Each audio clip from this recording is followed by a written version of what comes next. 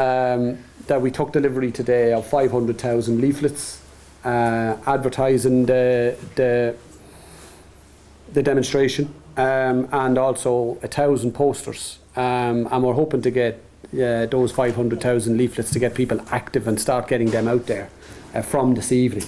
So they're available to everybody.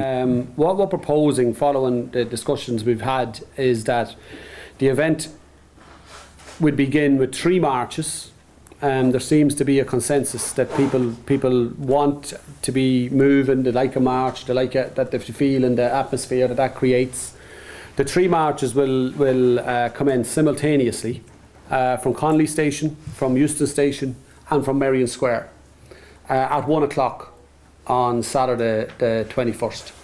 And that those 3 marches will converge down here at O'Connell Bridge, and we'll all then move up together, hopefully. So we're hoping that there'll be a kind of a meeting there for all of the atmosphere and the photographs and all of that. The marches leave at 1 o'clock.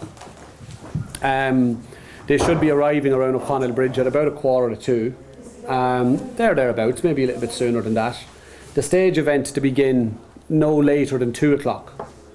And rather than have a 3-hour event like we did on December the 10th, that the stage event would be timed to last for certainly no more than an hour. So there will be a significant paring back on the number of music. There will be some music, perhaps one piece of music to start, one piece of music to finish, and obviously people being addressed. The media told us there was 30,000 there on the 10th of December, and the media have been telling us that the campaign has diminished since.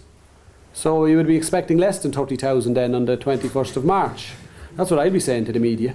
And anything more than 30,000 based on the media's own assessment of the 10th of December, the campaign is clearly growing. And if there's 60,000, then it's twice as strong as it was in December. Whatever they say, you can say they lied about the 10th anyway. And there's more. I think we can play those games, and we can have a bit of fun with them as well. The media, we've gone through different phases of the media in terms of Right to Water. When we started off first in October, it was all interesting, and the media were our best friends. They were blowing the thing up because it was something new, and we were a little toy, we were a little ball of wool for the cat to play with, Then they discovered this is bloody serious, and they turned hostile, and we were all terrorists and ISIS members and all sorts of things. Now I think they're in a phase where Irish water has been really, really damaged.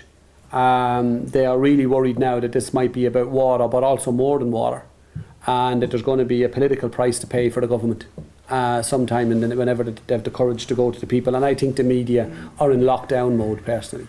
I think they're in state support. I think they're in political establishment support. We will issue the press releases. We will call press conferences. We will make ourselves available for interviews. We'll do the best we can. But can we force them to cover what we write, or to put us on the air, or no, we can't.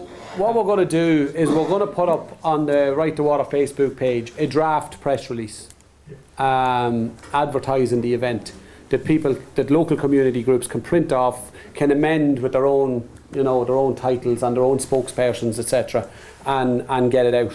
But certainly if you get on your local radio and then you advertise your bus or your assembly point or your train or whatever it happens to be, there is a middle space between the state media, as I call them, the privately owned state media and the actual state media, and social media, which is great, but sometimes can be a bit of a free for all.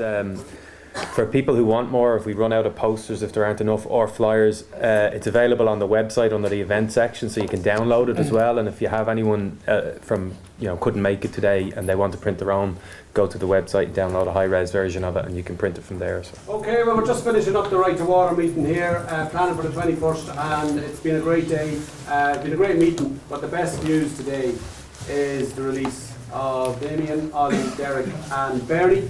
So some of us hope to see you tonight and the next few days. As I said earlier on, it's a truly noble sacrifice to find yourself behind bars fighting for your families and your communities. So on behalf of everybody that is here, welcome home, welcome back to the campaign. We know you didn't really go away, but thanks very much, and a round of applause.